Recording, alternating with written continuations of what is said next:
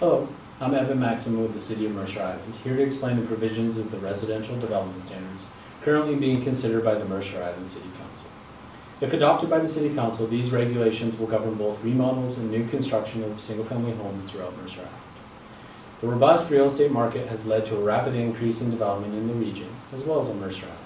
We're updating our residential development standards, the zoning rules that new homes need to follow, because the city's current single-family home construction regulations are inadequate to protect our neighborhoods from the effects of development caused by large homes, removal of trees, increased hard surfaces, and long construction periods. Each of the 5 videos in this series summarizes different proposed changes to our regulations currently under review by the Mercer Island City Council. In today's video, I'll provide an overview of the site design regulations. The other 4 videos will cover why the residential code is changing, buildings, trees, and construction impacts and noise. In this video, I'll go over some of the new rules the Council is considering related to lots used for single-family homes. The rules are complicated, and we cannot explain every nuance in this short video. We encourage you to review the regulations to get all the details, seeing that this video will cover the major high-level changes.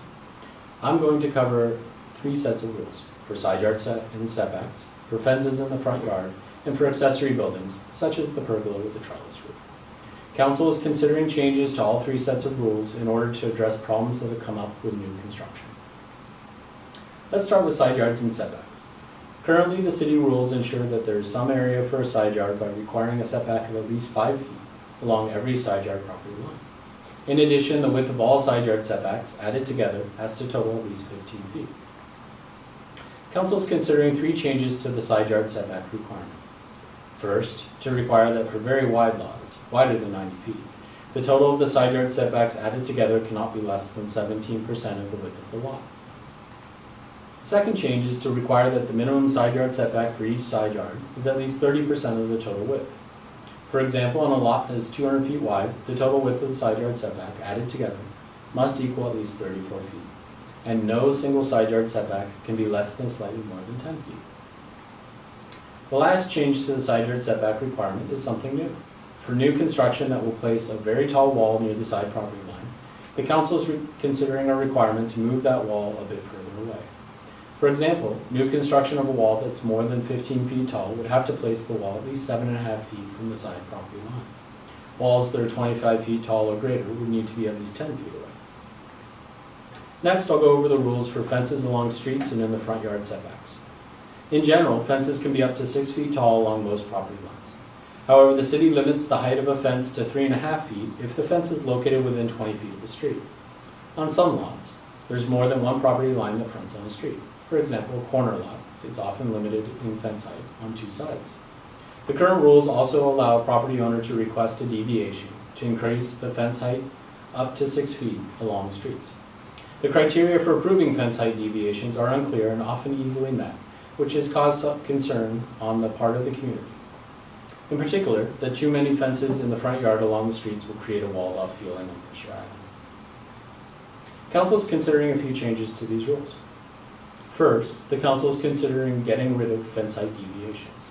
Second, the Council would only limit fence heights to 3.5 feet in the front yard setback, not alongside side yard property lines that are also next to a street.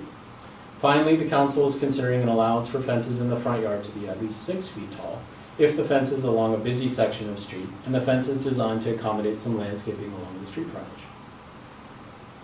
As the last topic for this video, let's go over the changes to the rules around detached accessory buildings. Detached accessory buildings and structures include detached garages, sheds, pergolas, and similar structures. Currently, these buildings and structures must follow the same rules as a new single-family home. In some cases, this has resulted in a very large, detached, 12-car garage with a floor area greater than that of the main house, or a 30-foot tall pergola, or similar buildings that are more prominent than the main house. The proposed changes would limit the height of accessory buildings and structures to 17 feet. It would also limit the overall floor area within an accessory building to no more than 25% of the floor area allowed for the house. For example, if you could build a home with 4,000 square feet of floor area, a detached garage would be limited to 1,000 square feet. To recap, the Council is considering changes to the rules around side yard setbacks, fences, and accessory buildings and structures. The proposed changes are intended to better regulate site improvements and to ensure neighborhood character is protected. If you'd like to learn more about the proposed changes to the residential development standards, you'll find more information in the draft regulations on our website at mercergov.org/residential.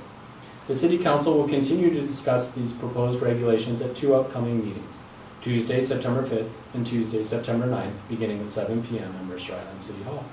Come in person or view online. We anticipate they will take action to enact the code updates at the September 19th meeting, and the new regulations could go into effect as early as late October. Written questions and comments are encouraged by emailing residential@mercergov.org. Thank you.